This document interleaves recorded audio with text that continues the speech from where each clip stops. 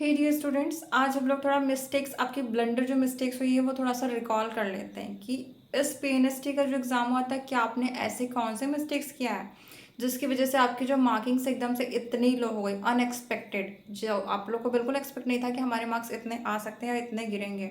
तो उसका blunder mistakes जो एवरेज बच्चों ने किया है, चलिए देखते हैं। स्टूडेंट्स के सबसे पहले बैकलॉग्स कंप्लीट नहीं थे। एग्जाम सर पर थी बट स्टूडेंट्स ने अभी तक अपना डेटा या अपना बैकलॉग ही क्लियर नहीं किया था। स्टूडेंट्स के पेपर थे 15 दिन बाद, 15 चैप्टर ही फिनिश नहीं हुए थे इन लोगों के ठीक से।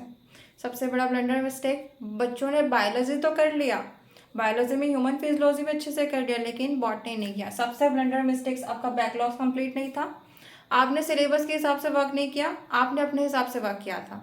लाइक जो मन में आया वो चैप्टर पढ़ लिया, आपने यूनिट वाइज ठीक से चैप्टर नहीं किया, आपने अपना सिलेबस ट्रैक करके अपना प्रॉपर बेस्ट नहीं दिया। मान लीजिए इस बात को, बैकलॉग्स आपने क्लियर नहीं किया था, ठीक है। मैंने जिन बच्चों को पढ़ाया था उनके साथ भी यही कहानी थी, मैम हमने पढ़ा तो सब है लेकिन सब कुछ भूल गया, हमारा कुछ बैकलॉग्स कंप्लीट नहीं हुआ है, ठीक है। तो अब आपको कैसे करना है, जो आपका बैकलॉग्स क्लियर नहीं है उसको अपना डेली क्लियर करते जाना है। सिलेबस ट्रैकर जो मैंने बताया था उसके साथ वर्क करने हैं आपको, ठीक है।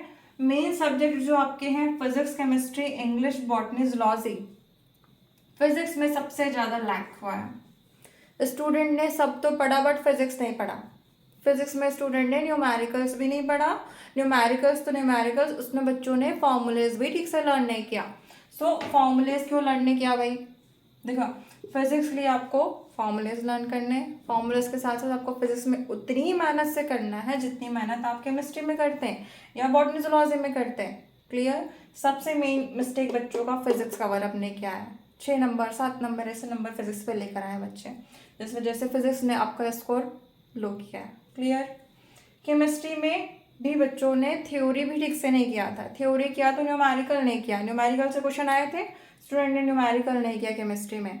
तो पहला आपका फिजिक्स आता है, जैसा मैक्सिमम लैक है स्टूडेंट्स का। दूसरा आपका केमिस्ट्री है, ठीक है। केमिस्ट्री में स्टूडेंट्स ने न्यूमेरिकल्स में लैकिंग किए हैं।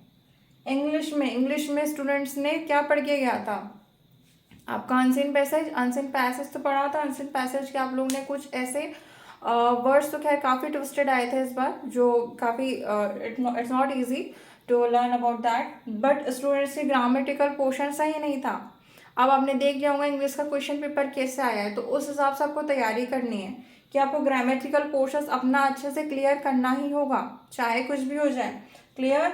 तो फिजिक्स, केमिस्ट्री, आफ्टर दैट आपने इंग्लिश में गलत किया, इंग्लिश में आपका ग्रामेटिकल पोर्शन बहुत ज़्यादा मिस्टेक किया, बहुत ज़्यादा लैग कर गया है, तो आपको अपनी इंग्लिश स्ट्रॉन्ग करना ही होगा। क्लियर। आफ्टर दैट आपकी बॉटनी आई है। बॉटनी में स्टूडेंट पता नहीं प्लांट फिजियोलॉजी ठीक से पढ़ना नहीं चाहता है, या प्लांट फिजियोलॉजी पढ़ता है तो वो टफ हो जाता है, I don't know what, but botany आपको ठीक से पढ़नी हो, क्योंकि जितनी आपकी बायोलॉजी इंपॉर्टेंट है, बॉटनी इंपॉर्टेंट है, उतनी आपकी जूलॉजी भी इंपॉर्टेंट है। जूलॉजी में बच्चों ने अच्छा ही किया है, बट बॉटनी में बच्चों ने प्लांट फिजियोलॉजी में लैग किया है। मैक्सिमम स्टूडेंट ने प्लांट फिजियोलॉजी बॉटनी की ठीक से नहीं किया है। इसके लिए आप अब दोबारा से मेहनत करना है, और इस तरीके से आप सुपरफिशियल देख लिया आपने पढ़ के कि जब आपने सुपरफिशियल पढ़े तो हमारा रैंकिंग या हमारा रिजल्ट किस तरीके से नीचे आया। अब आपको डीप स्टडी करनी है। लाइक अगर आप किसी चीज़ का डायग्राम देख रहे हैं तो उस डायग्राम से आप रिलेट करिए टॉपिक को, what it will be possible. Questions क्या क्या हमारे बन सकते हैं, डायग्राम से क्वेश्चन रूट के आ सकते हैं, डायग्राम से आप थ्योरी को कैसे को रिलेट करेंगे, इस टाइप से अब आपको स्टडीज़ करनी है। फिजिक्स का प्रॉपर शेड्यूल बनाइए, फिजिक्स में डेली टारगेट से करिए, आपको फिजिक्स करना ही होगा चाहे कुछ भी हो जाए। अगर आप फिजिक्स नहीं करेंगे तो आपका इट विल अगेन बैकलॉग, ठीक है। फिजिक्स नहीं करेंगे तो अगेन आप लॉस में जाएंगे, आपको फिजिक्स करना होगा। दूसरी चीज़, नीट और पीएनएसटी दोनों ही अब डिफरेंट चीज़ें है डिफरेंट। नीट में हमें फिजिक्स, केमिस्ट्री, बायोलॉजी पढ़नी है, लेकिन पीएनएसटी में हमें इंग्लिश भी पढ़नी है, ठीक है। पीएनएसटी में हमें इंग्लिश भी पढ़नी है। नीट का लेवल अलग है, पीएनएसटी का लेवल अलग है। नीट का लेवल टोटल एनसीईआरटी बेस्ड है, specially for biology, but not for PNST.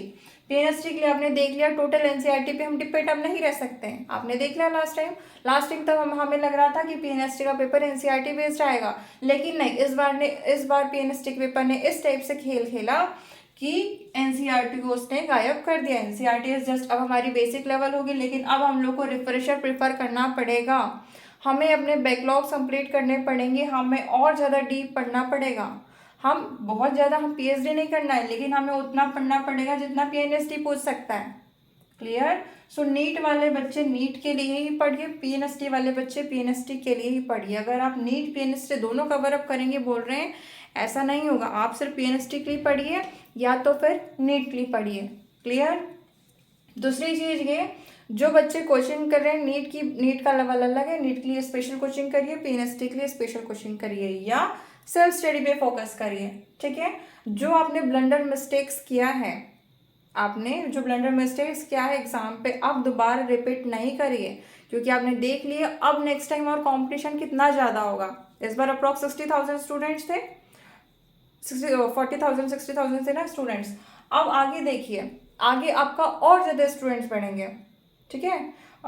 जैसे जैसे आप लोगों ने देखा स्टूडेंट्स किस टाइप से बढ़े थे। क्लियर? तो नेक्स्ट टाइम ऑल्सो आपका जो कंपटीशन होगा वो और टफ होगा।